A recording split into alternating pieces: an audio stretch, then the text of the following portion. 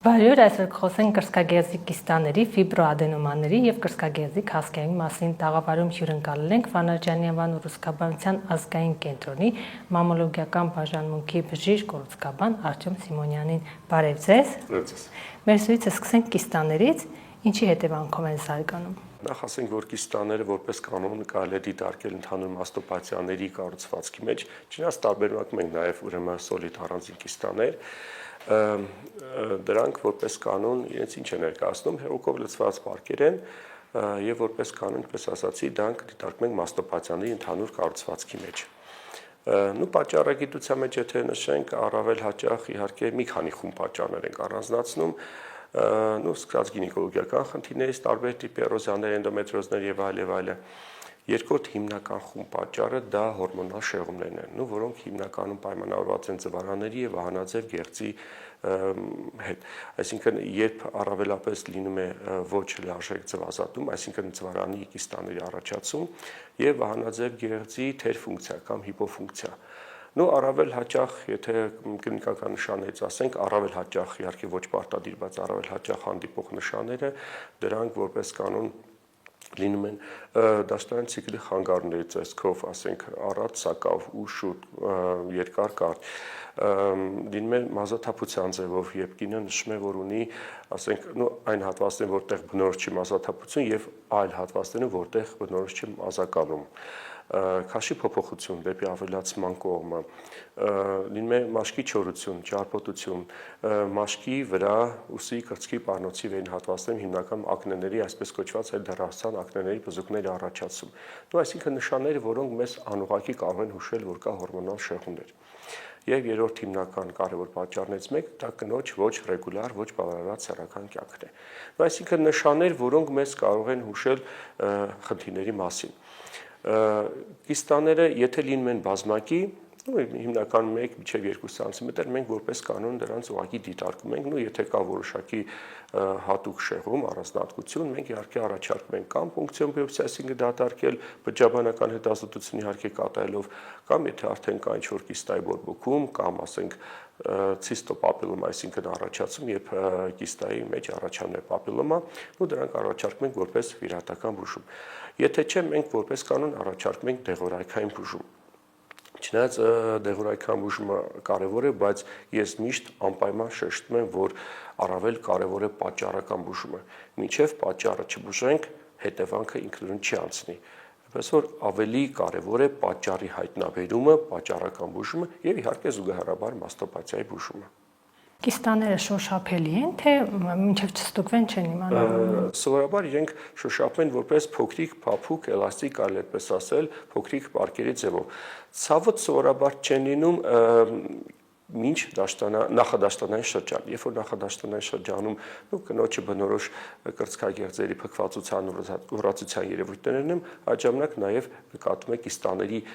հեղուկի ավելացում, որը բերում է կիստայի պատի ձգվածության, այսինքն ցավերի առաջացման։ Ընդ որում կարող է պացիենտը ունենալ մինչև 5-6 սանտիմետր կիստա, որովհետև այդպես արտարոց զգանգատ չնշի, բացառությամբ, որ ինչ-որ փափուկ բան է շոշափում, բայց ինձ որ թեկուզ 5-6 միլիմետր կիստաներ, որոնք չափազանց շատ ցավ են առաջացնում, որի համար պացիենտը ավելի հաճախ դիմում է, քան թե ասենք այդ մեծ կիստաների պարագայում։ Ցավի դեպքում վիրահատություն է նշանակում, թե դեղորայքով է բուժում։ Չէ, ցավի դեպքում, ինչպես ասում ենք, դա դիտարկում ենք մաստոպաթիայի որպես ախտանիշներից մեկ եւ արդեն առաջարկում ենք մաստոպաթիայի բուժում։ Վիրահատությունը առաջարկում ենք, երբ որ կա կիստայի բորբոքում, այսինքն կա ինչ-որ թարախակալում, կամ ինչպես ասացի, արդեն կա կիստայի ցիստոպապիլոմայի վերածում, երբ որ առաջանում է կիստայի ներսում պապիլոմա, որը կարող է պոտենցիալ, ինքը բարորակ է, բայց պոտենցիալ ժամանակի ընթացքում կարող է վերափոխվել դեպի չավրակը։ Բարորակ են համարվում նաև ֆիբրոադենոմաները։ Այո։ Իհարկե ֆիբրոադենոմաները դրանք առավել հաճախ հանդիպող բարակ գոյացություններ են, ու այնտեղ կա նաև գամարտոմաներ, լիպոմաներ եւ այլ։ Բայց ֆիբրոադենոմաները, ինչպես ասացի, դրանք առավել հաճախ հանդիպող են, եթե սովորաբար մինչև 2 սանտիմետր անում ենք, չենք էլ առաջարկում վիրահատություն, պարզապես առաջարկում ենք հսկողություն։ Եթե 2 սանտիմետրից մեծ է, կամ տեսնում ենք որոշակի ժամանակի ինտերվալ, ենթադրենք 6 ամիսի մեկ նշանակում ենք հսկողություն, այսինքն սոնոգրաֆիա։ Այդ պարագայում մենք ուրեմն հսկում ենք 3 հիմնական չափանիշներ՝ չափ, քանակ եւ որակ։ Եթե տեսնում ենք, որ այդ ինտերվալ ժամանակի տվյալ միավորի ընթացքում չափ ասենք մի քանի միլիմետրի դեպքում կարող ենք տենց չբարթացնել, այսպես ասած, իրավիճակը, պարզապես բայել հսկողության տակ։ Եթե տեսնում ենք, որ այդ 6 ամսվա ընթացքում աճը արագ է, այսինքն մեծ է չափը, կես սանտիմետրից մեծ, 1 սանտիմետր եւ այլը, մենք ամեն դեպքում առաջարկում ենք հեռացնել։ Երկրորդը դա քանակականն է, այսինքն կարող են լինել միակ եւ լինել բազմակի։ Եթե լինում է բազմակի, այստեղ մի շատ կարևոր հարց է, որ նույնիսկ եթե մենք պացիենտին առաջարկենք վիրահատություն եւ բոլոր ֆիբրոադենոմաները հեռացնենք, կա հավանականություն եւ մեծ է հավանականությունը, որ կարող է ինչ որ ժամանակ հետո նոր առաջանալ։ Ես ինքս երբ որ տեսնում եմ կա բազմակի եւ չկա որևէ ֆիբրոադենոմա, որը հատուկ ուշադրության, այսինքն վիրահատական միջամտության կարիք ունի, այդ դեպքում նույնիսկ ինքս առաջարկում եմ 1 մինչեւ 2 տարի հսկել, ինչ նպատակով, որ ենթադրաբար, եթե այդ ֆիբրոադենոմաները էլի կան փոքր, որոնք կարող են դեռ մեծանալ, թող հնարավորին չափ իհարկե, ինչքան որ հնարավոր է կարող է մեծանալ, հայտնի դառնալ, որովհետեւ մենք գնանք, եթե գնում ենք վիրահատության, հնարավորինս հեռացնենք բոլոր ֆիբրոադենոմաները, չնայած այնպես որ 4-5 մմ, որ ուղղակի տեխնիկապես հնարավոր չէ։ Այսինքն այդ պարագայում կարելի ուղղակի որոշակի ժամանակ հսկել ու գնալ վիրահատության, ենթադրելով, որ հնարավոր է դրանից հետո այլևս նորը չառաջանա։ Եվ իհարկե կան ֆիբրոադենոմաներ, մի կարելի ասել այսպես ասենք տարատեսակը, դա տերևանման ֆիբրոադենոման, կամ ասում ենք ֆիլոիդ ուռուցք, կամ ֆիլոիդ ֆիբրոադենոման, ինքը ի տարբերություն սովորական ֆիբրոադենոմայի ունի հավանականություն դեպի վատ վերափոխվելու։ Իհարկե դա բավականին ժամանակի մեջ կարող է տեղ ունենալ եւ այնպես չի որ պետք է հրատապ շուտ գնալ վիրահատության։ Մենք այսինքն այստեղ շատ կարևոր բան է, երբ որ եզրակացությունը կարդա ցանկացած պացիենտ, այդտեղ ամենավերջում գրվում է միջազգային բիրած դասակարգում։ Եթե լինում է 2, դա սովորական ֆիբրոադենոմաներն են։ 3-ի պարագայում կարծում ենք, որ բարորակ է, բայց արդեն փոքր ինչ կասկած կա դեպի վատը վերափոխման։ Մինչև 95-98% դեպքերում կարող ենք ասել, որ բարակ է։ Երբ որ արդեն այնտեղ գրվում է 4, արդեն դա ավելի պետք է զգաստանալ, պետք է զգուշ լինել եւ արդեն առաջարկել կամ պունկցիոն բիոպսիա, կամ տրեպան բիոպսիա, կամ արդեն հարցը դնել վիրահատության։ Երբ որ տեսնում ենք այ երրորդ կարևոր չափանիշը դա որակական փոփոխություն է, խոսքը ստանում են նրան, որ եթե տեսնում ենք, որ կա ինչ որ ֆիբրոադենոմա, որը արդեն հնարավոր է չափը չի փոխվել, մնացել է նույնը, բայց եթե տեսնում ենք, որ բիրած դասակարգմամբ ինքը արդեն թիվը աճում է, այսինքն 2-ից դառնում է 3, 4 ու 5-ի մասին կարծում եմ պետք չի խոսել, արդեն պետք է շատ ավելի զգուշ լինել եւ արդեն առաջարկել, ինչպես ասի, կամ բիոպսիա կամ արդեն վիրահատական բուժում։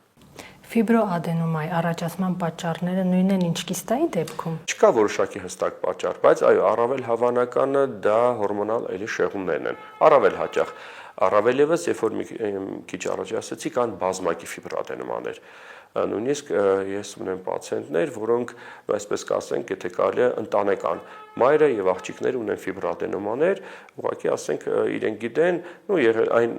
մեծերը եւ փոփոխվածները, որոնք կասկածի տեղեկ են տվել, հեռացնում ենք եւ մնացածը պահում ենք հսկողության տակ։ Եվ այստեղ մի շատ նուրբ, բայց կարևոր բան կուզեի ասել, եթե կինը պատրաստվում է հղիության, այդ դեպքում մենք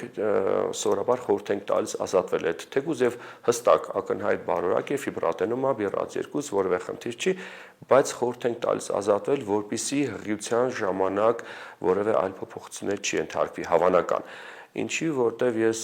գիտեք երբեմն ասում եմ որ պատկերացրեք շատ լավ է եկել եք 5-6 կամ չգիտեմ 7 ամսական հղի վիճակում եւ ընթացիկ ասենք մենք սովորաբար խորհուրդ ենք տալիս անել սոնոգրաֆիա եւ տեսնենք որ ֆիբրոադենոման կամ չափերով մեծացել է կամ ինչը որ ավելի կարևոր է եւ ավելի պետք է ուշադիր լինել, երբ որ բիրած դասակարգմամբ դերցել ընդհանրեն 2-ը 3 կամ առավել եւս 3-ը 4 ու ինչպես վարվել այդ պարագայում հղի կնոջը հոգեբանական, ֆիզիկական տրավմա ենթարկել բնականաբար ցանկալ չէ, բայց անել բիոպսիա, գնալ վիրահատության, թե ուղղակի ասել գիտեք, սպասենք, տեսնենք ինչ կլինի հաջորդ, ասենք մինչև 9-րդ ամիսը, այսինքն մինչև ծննդալուծումը, դա կարող է շատ վտանգավոր եւ ռիսկի խնդիր առաջանալ։ Ու ես անկեղծ ասեմ, մեկ պացիենտ եմ ունեցել այսքան ժամանակ, որին հղի վիճակում կատարել ենք վիրահատություն, դա հավատացեք եւ բժշկի համար շատ հոգեբանական, դժվար, ծանր է։ Մենք արեցինք տեղայնով, շատ զգուշ, շատ նուրբ, բառացիոնը տևեց մի 10 րոպե, բայց հավատացեք, դա բացարձակ ցանկալի չի, ոչ տվյալ կնոջ հեղի վիճակում, ոչ էլ, ասեմ ձեզ, ոչ էլ բժշկի համար բացարձակ ցանկալի չի։ Բայց այս երկուսը բնորոշ են երիտասարդ աղջիկներին։ Այո, առավելապես շատ ճիշտ եք նկատում, որ ֆիբրոադենոմաները, կիստաները, այս բոլորը բնորոշ են եւ դա էլ խոսում է եւս մեկ անգամ փաստում է այն հանգամանքը, որ հորմոնալ ակտիվ վիճակներին մենք ունենք դեպքեր, երբ որ արդեն դաշտարդաթարի այդ ժամանակ ենք հանդիպում, իմ ջալոց այդ դեպքում շատ պետք է զգուշավորել, որտեվ մենք գիտենք, որ ֆիբրոադենոման ավելի բնորոշ է երիտասարդ կանանց, իսկ ասենք 45 կամ 50 տարեկան կնոջ մոտ առաջացած ֆիբրոադենոման շատ կասկածելի է եւ մենք չնայած եւ եթե լինում է որ տեսնենք որ ամեն դեպքում եզրակացությամբ կրում է բարակ, մենք խորհուրդ ենք տալիս գնալ վիրահատության, որպեսզի ազատվել դրանց, որտեվ դա բացարձակ այդ տարիքում բնորոշ չէ, որովհետեւ թաքնված իրեն մեջ որևէ վտանգ չպարունակի։ Բայց քանի որ այն բավականին տարածված է, հիմա ինչու բոլորը վիրահատեն, եթե դեռ ամուսնացած չեն։ Երբ որ պատրաստվում է արդեն հղիության, պետք է ազատվել, որտեղ ինքը կարող է պարզապես չափերով մեծանալ։ Առավել ևս, երբ որ կնոջ մոտ հղիության ժամանակ հորմոնները շատ կարող են իրենց բացարձակ անկանխատեսելի ու պահել եւ ֆիբրոադենոման չափերով մեծանալով կարող է ուղղակի ստեղծել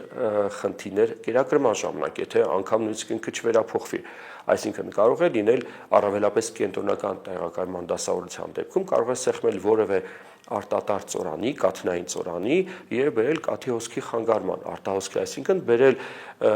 լակտոզսազդի, այսպես կոչված կաթի արտահոսքի խանգարման, որը կարող է ստեղծել պայմաններ ուղղակի մաստիտի զարգացման։ Իսկ պատկերացրեք նորածին կնոջ մոտ, ասենք,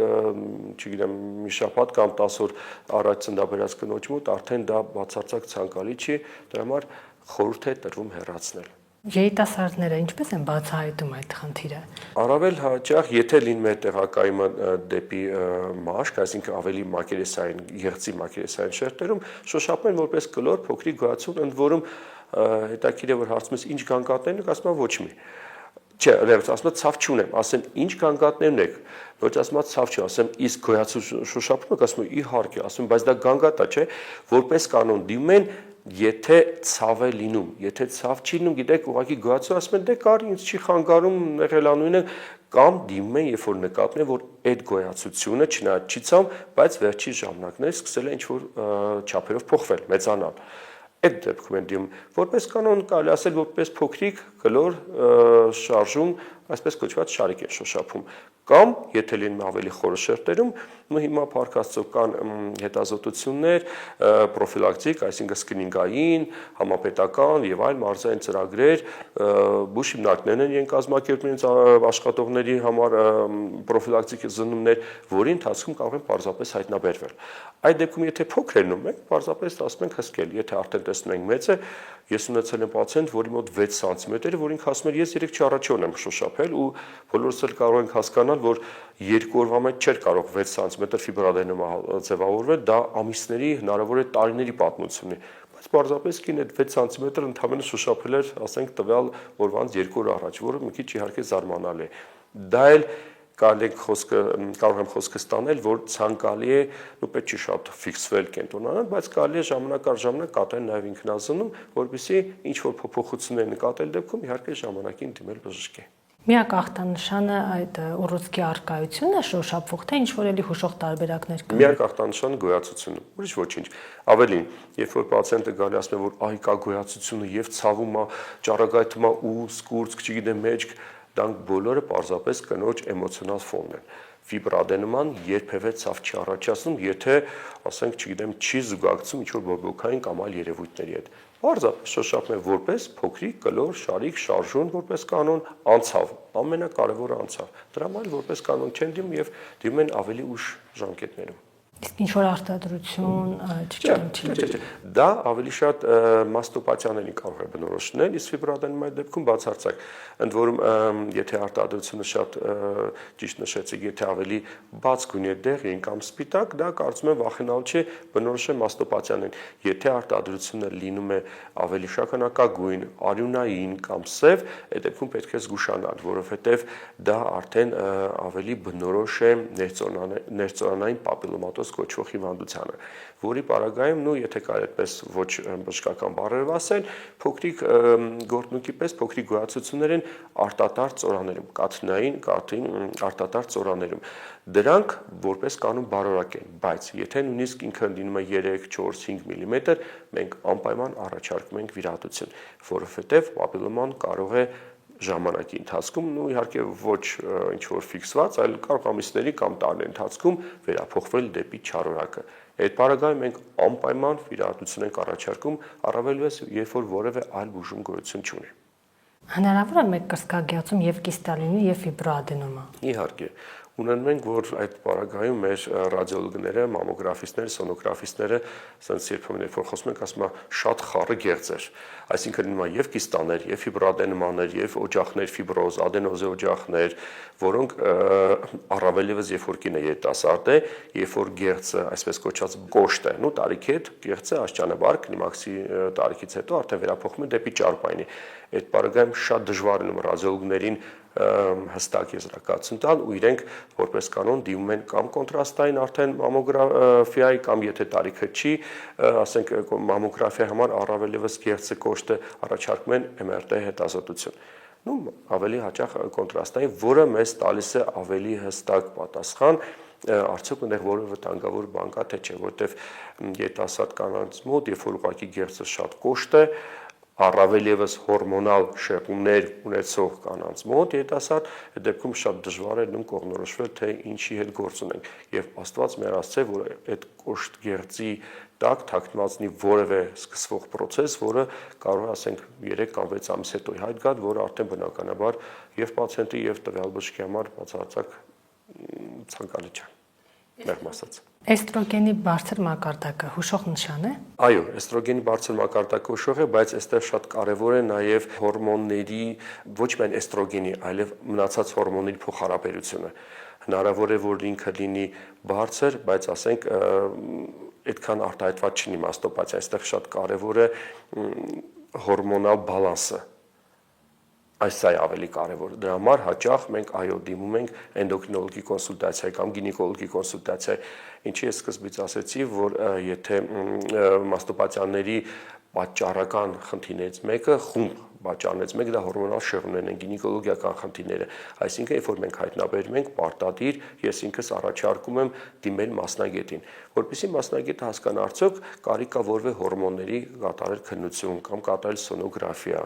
կամ ուղղակի զննում, այսինքն որպեսզի հայտնաբերել պատճառը, այո, շատ կարևոր է, շատ ճիշտ եք նկատում։ Մի այսպիսի չգրված օրենք կա, որ ասում են, եթե վահանաձև գեղձի խնդիր ունես, նշանակում են նաև ֆիբրոադենոմա կունենաս եւ ծվարանների խնդիր, դա ճիշտ է։ Կարելի ասել ինչ որտեղ այո, ինչի, որովհետեւ որպես կանոն այդ լինում է մի ընդհանուր համախմբի մեջ, այսինքն երբ որ փորձում ես ավելի մանրամասը կնոջ հետ խոսել, պարզվում է, որ ինքը ունի գինեկոլոգիական խնդիրներ, առավելապես հորմոն ակտիվ էնդոմետրիոզներ, ադենոմիոզներ կամ ինչ որ կիստաներ կամ միոմաներ եւ այլ նայել եւս խոսում են մասին, որ այո կա ընդհանուր առմամբ հորմոնալ ոլորտի ֆոնի ինչ որ ընդհանուր փոփոխություն։ Դրա համար էնդոկրինոլոգիայի այստեղ գործը եւ դերը շատ կարեւոր է այս ամբողջի մեջ։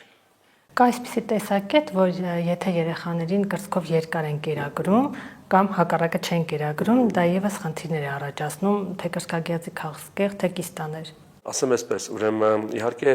կրծքով կերակրելը դա ի վերուստ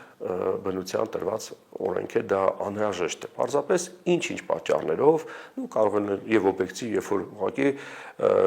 կաթի քանակն է քիչ կամ լինում է, որ կեսարյան հատումից հետո սորա, եթե ինքը ծննդալուծում լինում է բնականon, օրգանիզմը արդեն պատրաստում է դրան։ Երբ որ ինչ-ինչ պատճառներով կատարում է կեսարյան հատում կամ վաղաժամ ծննդաբերություն, դեռ կրծքագեղձերը լիարժեք պատրաստ չեն լինում։ Եվ ինչ-ինչ պատճառներով կաթի արտադրություն չի լինում։ Իհարկե կերակրելը կերակրել է դա անհրաժեշտություն է եւ մայրիկի եւ բալիկի համար, որտեվ բալիկի նախ փոխանցում են կենսական կարևոր երկար, եթե կարելի էսպես ասել, հակամարմիններ, անհրաժեշտ նյութեր, որոնք անհրաժեշտ են առողջ հետագայում առողջ մարդ ձևավորվելու համար։ Իսկ մայրիկին անհրաժեշտ է, որպեսզի գեղձը, այսպես ասենք, աշխատի, եթե կարելի է բառով ասել, այսինքն գեղձը գործի, աշխատի, որը այո, հայտնի է, որ եթե կինը չի կերակրում աշճանաբար ասենք, այսպես ասենք, քաղցկեղի պատճառական գործոններին, այո, շատ կարևոր գործոններից մեկը դա է։ Երբ որ լինում է վաղ մենարխ, այսինքն առաջին դաշտան լինում է շատ ավելի վաղ տարիքում, կամ լինում է ուշ կլիմաքս, դրանք այո նշաններ են, դրանք պատճառներ են, որոնք կարող են նաև հետագայում ինչ որտեղ չասեմ պատճառ, բայց հիմք հանդիսանալ հետագայում քաղցկեղի առաջացման։ Կրծքով կերակրելը դա անհրաժեշտություն է, կարծում եմ դա միանշանակ։ Դեպ դաշտանի դեպքում ժամանակին ասում էին 12 տարեկանից սկսած է, չէ՞, նորմալ, հետո գինեկոլոգները ասում են դրանից ցածրն է հիմա նորմալ։ Ես իմ ուղղակի աշխատանքային, այսպես ասեմ, պրակտիկան փոքր-ինչ վերլուծել եմ, ու երբ որ կինը 70 եւ բարձր տարիքերնում, որպես կան, երբ որ հարցում ես, իհարկե երբեմն չեն նշում, բայց ասում են վերջի դասարաններում կամ ավարտելուց հետո, այսինքն 15-ից ոչ 16-17 տարեկանում ավելի միջին տարիքի, ասենք 40-50 տարեկան կանանց մոտ 13-14-ը կարելի ասել, արդեն նորմալ է։ Հիմա նույնիսկ 10-11 տարեկանը արդեն դարձել է կարծես թե նորմա, որը շատ այդպես է բնությամբ, բայց եթե հաշվի առնենք 50 տարվա ինտերվալի մեջ արդեն այդքան 6-7 տարիների փոփոխություն, դա իսկապես հսկա փոփոխություն է, որը չգիտեմ, հետո միգուցե Աստված առաջ, միգուցե հետագայում կերևա դա ինչքանով է վտանգավոր կամ ոչ վտանգավոր հետագայում, ասենք հիմա ետասարդ աղջիկների համար կյանքի առողջության առումով։ Դա դեռ ուսումնասիրման փուլում է։ Դե բնականաբար, եթե ասենք երեխան դեռ 15 տարեկան է, դեռ տարիներ հետո արդեն նոր կերևա արդյոք դա ինչքանով է հետագայում խնդիր ստեղծելու կնոջ համար, որտեվ վաղ մենարխեն, այսինքն վաղ դաշտանը դա նաև օրգանիզմի հասունության վրա է ազդում, այսինքն 10-11 տարեկան երեխան արդեն կարծես հորմոնալ արդեն կայանում է, դա շատ, չգիտեմ, միգուցե ես իմ մասնագիտության մեջ չի մտնում, բայց դա հետագայում ինչպես ասում են հետևանքները հետո միգուցե կերևա։ Մեր թվարկած կիստաների եւ ֆիբրոադենոմաների դեպքում միակ ախտանշանը ոնց հասկացա ցավն էր։ Կիստաների դեպքում այո, ֆիբրոադենոմաների մոտ ավելի զուտ գոյացության առկայությունը, այո։ Այդ դեպքում կրծքագեղձի քաղցկեղի ժամանակ ինչ ախտանշաններ կան։ Այդ քաղցկեղը իրեն պահում են պես, որ ինքը հնարավորին չափ լինի աննկատ։ Այսինքն տվյալ պարագայում եւս ցավ բացարձակ կատեգորիկ չի զգում, ավելին երբ որ ցավոք լինում են դեպքեր, որ պարզապես կրծքագեղձի կեսը ուղղակի քայքայված վիճակում է, բառացիորեն քայքայված, գարշահոտ, արնասությամբ եւ այլը, երբ որ հարցում ես ինչ կան կատնես, ասում է ցավ չունեմ։ Երբեմն լինում է, որ պացիենտին ուղղակի գրեթե ուժով մերում են հարազատները, որովհետև արդեն դժվար է լինում այդ գարշահոտության պայմաններում ուղղակի ապրել, ասենք առավել ևս երբ որ առանձնատուն չի, այսինքն բնակարանը եւ շատ դժվար է։ Այդ պարագայում նույնիսկ կինը ցավ չի ունենում։ Ու ամբողջ խնդիրն էլ հենց դա է, երբ որ կինը ցավ չի ունենում կամ զգում է ինչ-որ կոշտություն իրեն խոսքերով կամ բնդություն, որը իրեն չի անհանգստացնում ու ինքը չի դիմում։ Պարզապես մտածելով, որ դա ուղղակի ինչ-որ կոշտություն է։ Սա է խնդիրներից մեկը, որ կինը ուշ է դիմում։ Ցավ երբևէ չի լինում, ոչ։ Բա ինչ ախտանշան կա։ Գոյացություն, կոշտություն, պնդություն, կներեք արդեն քայքայված ուռուցք։ Իսկ արտաքինից Եթե գոյացությունը տեղակայում է մակերեսային շերտերում, մաշկի քայքայում, խոցոտում, վերք, ուռուցք քայքայված, բայց ցավ չի լինում։ Դրա համար կինը չի դիմում։ Եթե իհարկե ինքը ուշադիր չէ իր անձի եւ իր առողջության հանդեպ։ Հետևաբար կանայք ինչ բարբերականությամբ պետք է ստուգվեն։ Տարի մեկ դա բոլոր կանանց մոտ պետք է լինի բնականաբար, որ առողջ մարդկանց մոտ պրոֆիլակտիկ սնություն, բայց այստեղ մի քիչ առաջ ես ասացի, որ այո կան ծրագրեր, որոնք Փառք Աստծո, բարեբախտաբար տալիս են հնարավորություն վաղ հայտնաբերման։ նույնիսկ նախակլինիկական, այսինքն երբ որ կինը դեռ ոչինչ չշոշափել, ոչ մի արտաքին փոփոխություն չկա, փոփոխությունը կարող է լինել կրծքի դեֆորմացիա, մաշկի այտուցվածություն, պտուկի ներքաշվածություն, այսինքն նշաններ, որոնք պարզապես կինը տեսնում է, որ չկար, ինչ որ ժամանակ առաջ, մեկ շաբաթ կամ մի ամիս առաջ, որը հայտնվել է, ասենք, վերջին 4-1 քանի օրվա ընթացքում, բայց դա արդեն կլինիկական նշաններն են, որոնք արդեն նկատում են, երբ որ արդեն գոյացությունը բավական չափերով մեծացել է, նու գոնե 2 կամ 3 սանտիմետր։ Իսկ հիմա ողջ նպատակը առողջապահության միտումը այն ուղղությամբ է, որ հայտնաբերել դեռ նախակլինիկական փուլում, այսինքն երբ որ գոյացությունը դեռ մի քանի միլիմետր է, 3, 5, 7, չգիտեմ 10 միլիմետր, որը ոչ մի կերպ կինը չի կարող շոշափել, իսկ դրա համար անհրաժեշտ է կատարել պրոֆիլակտիկ զննություններ, այսինքն տարի մեկ առողջ կանանց մոտ, եւ եթե կա ծրագրեր, եթե ինքը տվյալ ծրագրի շահառու է, անպայման գնա հերթական զննությունը կատարել։ Եվ ամենակարևորը, ինչու ենք մենք խորհուրդ տալիս վաղ հայտնաբերումը, որովհետեւ տվյալ պարագայում արդյունքները լինում են բավարար եւ հոգեբանական կնոջ համար, եւ ֆիզիկական, եւ իհարկե սոցիալական առումով։ Այսինքն, երբ որ մենք փոքր ենք հայտնաբերում գոյացությունը, դեռ մի քանի միլիմետր, մենք կարող ենք առաջարկել կրծքագեղձի մասնահատում։ Ու խոսքս արդեն վիրահատական բուժման ուղղությամբ եմ տանում, երբ որ կարելի է կուրծքը պահպանել, երբ որ արդեն գոյացությունը մեծ է, երբ որ արդեն ինքը տվել է փոփոխությունների, բնականաբար կրծքի պահպանումը դա մեծ խնդիր է, այսինքն խնդրառույց է, կարող ենք ինչ որ ձևով գնալ, ասենք մասնահատման, բայց կրկնողության ռիսկը մեծանում է։ Իսկ ինչքան գոյացությունը փոքր է, այնքան բնականաբար ավելի կոսմետիկ դեֆեկտը, խնդիրներ լինում են ավելի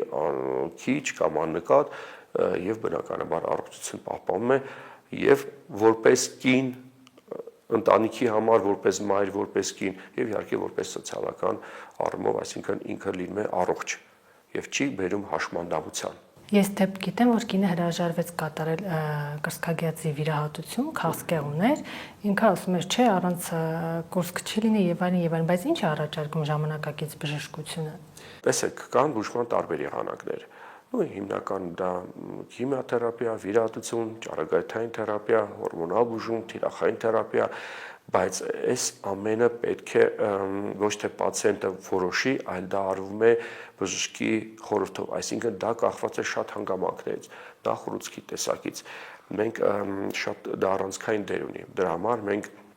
երբ որ ունենք նույնիսկ կասկած քաղցկեղի, մենք անպայման առաջարկում ենք տրեպան բիոպսիա, այսինքն բիոպսիային կատարում հյուսվածաբանական եւ իմունոհիստոքիմիական հետազոտությամբ։ Իմունոհիստոքիմիական հետազոտությունը մեզ տալիս է ինֆորմացիա ուռուցքի ենթատիպի որոշման առումով։ Կան դեպքեր, որոնք նույնիսկ փոքր ուռուցքների դեպքում, երբ որ ենք պոտենցիալ ագրեսիվ, այսինքն ակտիվ ուռուցքներ են, մենք բուժումը սկսում ենք նախավիրահատական դեղորայքային բուժում, դա կլինի թիրախային թերապիա, թե քիմիոթերապիա։ Եթե տեսնում ենք, որ ինքը ագրեսիվ տարատեսակը չի, այդ դեպքում կարող ենք առաջարկել վիրահատություն։ Արդեն վերջում նաև ճառագայթային բուժում։ Այս ամենը միմիայն պետք է արվի լիարժեք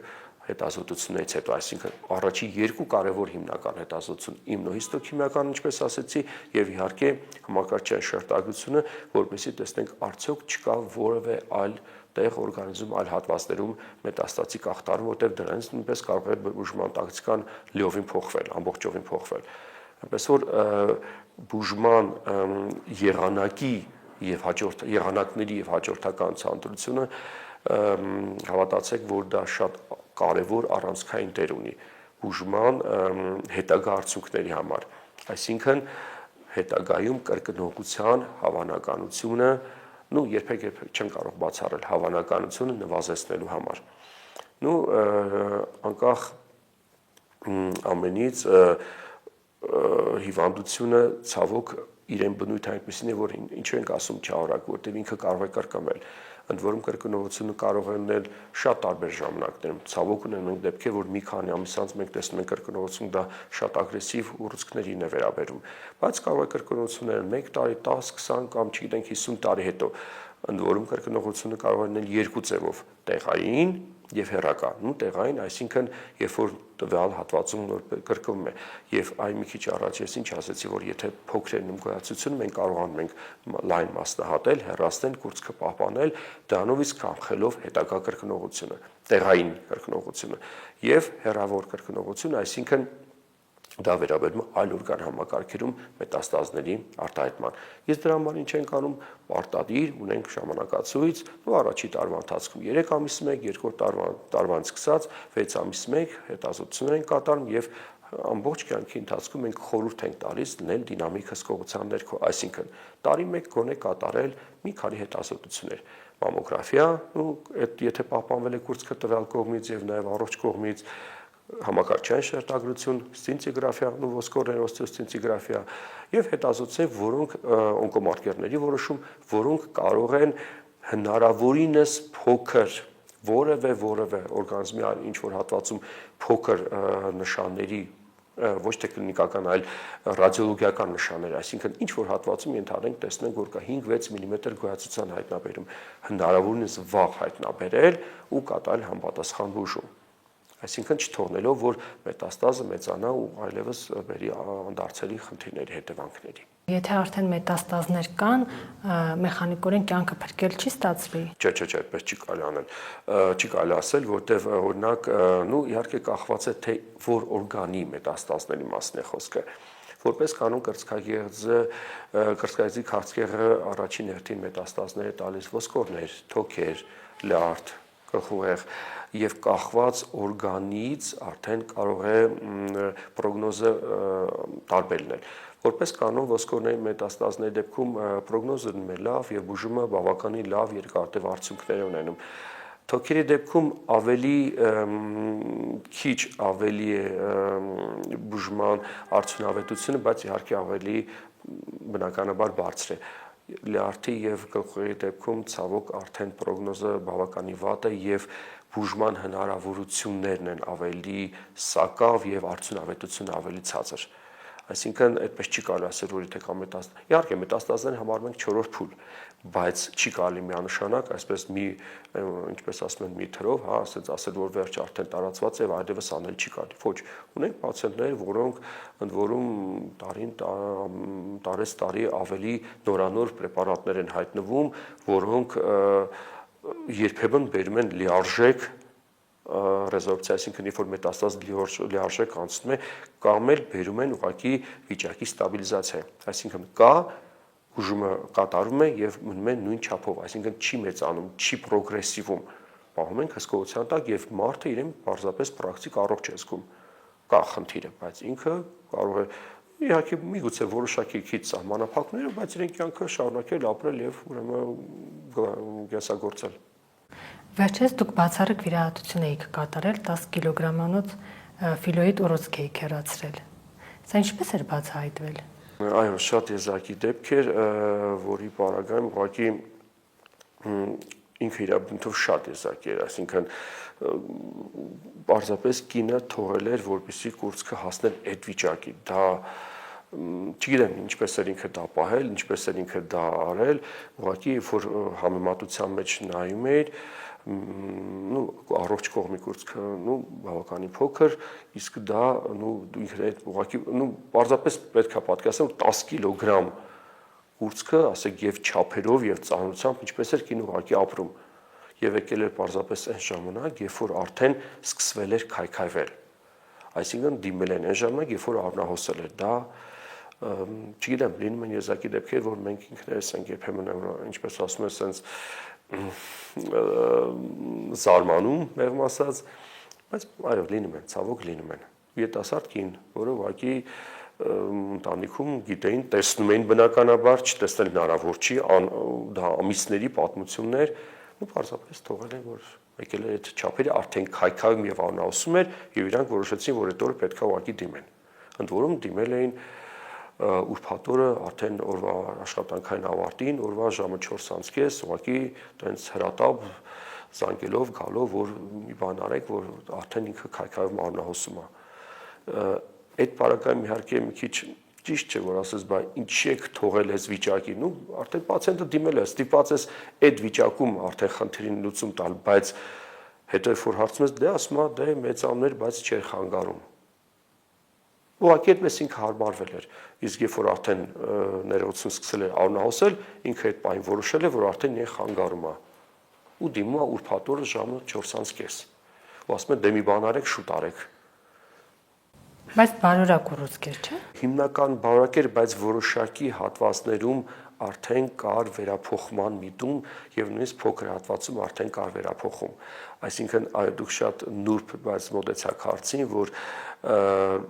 չէ՞ որ մենք խոսքի մեր խոսակցության սկզբում ասացինք, որ տեսնում ենք, որ կա գոյացության չափերի մեծացում որոշակի ժամանակի ինտերվալում, այսինքն եթե տեսնում ենք արագ մեծանում է, դա ամեն դեպքում Աստված տա, որ իհարկե արդյունքում ունի բարակ, բայց արագ մեծացումը խոսում է տվյալ գոյացության ակտիվության մասին։ Իսկ եթե խոսքը գնում է 3 կամ 5 սանտիմետր ֆիբրադենոմային մասին, այնտեղ շատ քիչ է հավանականություն դեպի չարագացման, բայց եթե արդեն դուք պատկերացեք 10 կիլոգրամը, դա արդեն հսկայական ուռուցք է եւ շատ դժվար է պատկերացնել, որ կարա լինի ինչ-որ հատված, որը արդեն վերափոխված չլինի չարագի։ Եվ ցավոք մենք ստիպված եղանք երիտասարդ կնոջ մոտ գնալ հաշմող, այսինքն կարճ ասած կրծքագեղձի հեռացման։ Դա բնականաբար չէր արվի, եթե ինքը ժամանակին դիմեր։ Ուստի ժամանակին հետազոտվեք, ժամանակին դիմեք բժշկի։ Ну, իհարկե չթողնելով, որ հասնի 10 կիլոգրամ չափերի։ Շնորհակալություն։ Ես եմ շնորհակալ։ Մենք զրուցում ենք Վանաչյանի անվան ուռուցքաբանության ազգային կենտրոնի մամմոլոգիական բաժանմունքի բժիշկ ուռուցքաբան Արտյոմ Սիմոնյանի հետ։